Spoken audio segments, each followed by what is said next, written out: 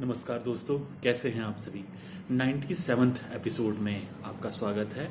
ये आप जानते ही हैं कि मैं स्वामी लीलाशाह महाराज जी के सत्संग के जो प्रवचन हैं, जो संकलित हैं इस पुस्तक में, वह डेली नित्य पाठ कर रहा हूँ। तो इसी प्रकरण में आज 4 सितंबर 1961 को उपलेटा में किया गया प्रवचन। ये टॉपिक है आत्मा का सिद्धांत। तो पेश है आपके सामने स्वामी लीलाशाह जी के प्रवचन का सत्संग का प्रवचन। आत्मा का सिद्धांत। ज्ञान समाधि ही निर्विकल्प समाधि है। ज्ञान द्वारा उसमें स्थित व लीन रहना चाहिए, क्योंकि प्रत्येक में स्वयं ही स्वयं पूर्ण है। गीता में श्री कृष्ण ने अर्जुन को थोड़ा ही ज्ञान दिया, जिससे उसके सारे शोक नष्ट हो गए। इससे ऊपर दूसरा कोई उपाय नहीं है। शोक को नष्ट करने वाला व शांति देने वाला थोड़ा ज्ञान होने से संसार के सारे भ्रम नष्ट हो जाते हैं तथा बुद्धि को तृप्ति मिलती है। फिर कोई इच्छा नहीं रहती।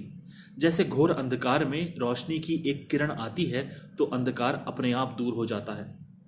स्वामी राम तीर्थ जी ने योग वशिष्ठ की बहुत तारीफ की है तथा स्वामी विवेकानंद जी ने भी लिखा है कि योग वशिष्ठ को ग्रहण करने से ज्ञान ना हो तो मेरा सर काट दो। इसलिए आप भी हर रोज योग वशिष्ठ पढ़ा करें।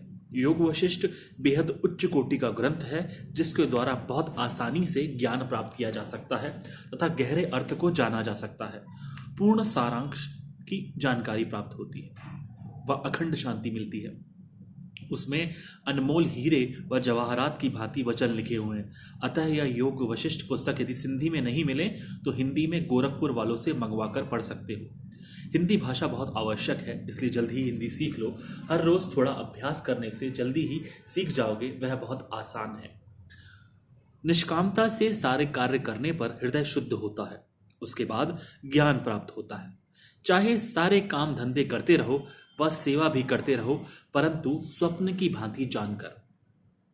मोह ममता के बिना सारे कार्य करते रहना चाहिए। गुरु से, माता पिता आदि सबसे अच्छी तरह व्यवहार करते रहना चाहिए। सदैव हिम्मत से काम लेना चाहिए, कभी पीछे नहीं हटना चाहिए।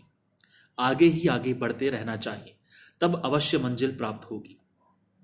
जिसका जैसा संकल्प होगा उसे वैसा ही फल प्राप्त होगा। जगत असत्य व आत्मा सत्य है। आत्मा का जानना ही महान कार्य है। सिर्फ उसको अमल में लाकर मन को पूर्ण रूप से आत्मा में शांत करना चाहिए। आत्मा को जानने के बाद किसी और वस्तु के जानने की इच्छा नहीं रहती। उसकी सारी इच्छाएं, शम, दम आदि जो शुरू वाले साधन हैं, जो वेदांत में स्थित करने वाले हैं, उनसे भस्म हो जाते हैं। सिर्फ एक सत्य आनंद ही बचता है। वह सब में उसे ही देखता है। गुरु के प्रवचनों पर विश्वास रखकर दृढ़ निश्चय करोगे तो आपकी अवश्य ही विजय होनी है। संसार मेला है, ख्वाब है। सिर्फ तुम एक सत्य हो। जो कुछ देख रहे हैं वह सब स्वप्न में। जागृत आदि तीनों अवस्थाएं स्वप्न समान है। वेदांत की फिलसफी सबसे ऊंची है। उसका किसी से भी संबंध नहीं है, न रिद्धियों से, न सिद्धियों से, न हठ योग, न राजयोग, न मंत्र योग से, न ब्रह्मा बनने, न विष्णु, न राजा, न रंक बनने की इच्छा से। यह आत्मा का ऊंचे से ऊंचा सिद्धांत है। दोस्तों, इस प्रवचन में स्वामी जी ने ये बताया है कि ज्ञान समाधि ही निर्विकल्प समाधि है। जैसे जैसे हम अपने आप को, स्वयं को जानते हैं, तो वो जो समाधि उत्पन्न होती है वही सबसे बड़ी समाधि है।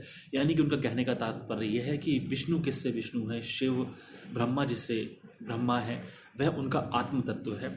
वही आत्म तत्व यदि आप साधेंगे तो बहुत जल्दी उन्नति कर पाएंगे।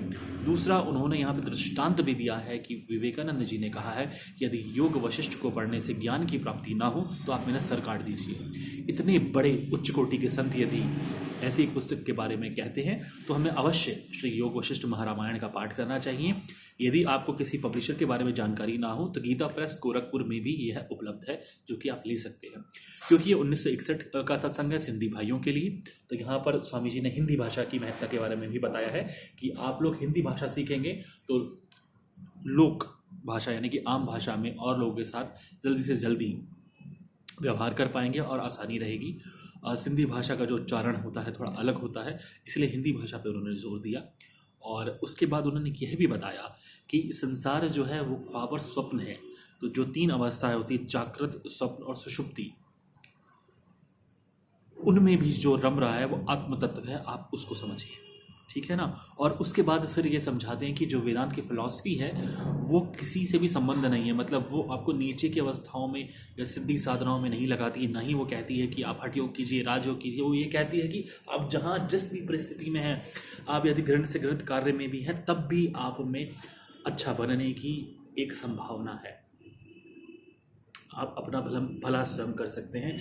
यही यहाँ पर स्वामी जी समझा रहे हैं कि आप आत्म तत्व को साधिए, यही सबसे बड़ी साधना है। और इसके लिए ना आपको जप, माला, कंठी और दुनिया भर के आडंबर की ज़रूरत नहीं है। तत्व ज्ञान के लिए आप अच्छे सत्शास्त्रों का पठन पाठन कीजिए, श्रवण कीजिए, निधिध्यासन कीजिए, समझिए, मनन कीजिए और जीवन में अमल लाइए। जितना आप बुरी संगतों से, बुरी आदतों से दूर रहेंगे, कम से कम सुविधाओं में यानी कि मिनिमलिस्ट लिविंग में आप आ पाएंगे, तो आप अपने को ज़्यादा समझ पाएंगे। आप स्वयं को देख पाएंगे कि मेरे साथ क्या क्या समस्याएं हैं और उनका समाधान मैं कैसे कर सकता हूँ। क्षमा कीजिएगा अगर मैंने अपने द्वारा कुछ शब्द ऐड किए हों इसमें, ताकि ये जो तात्विक सत्संग है वो समझ में आ पाए। जय श्री राम।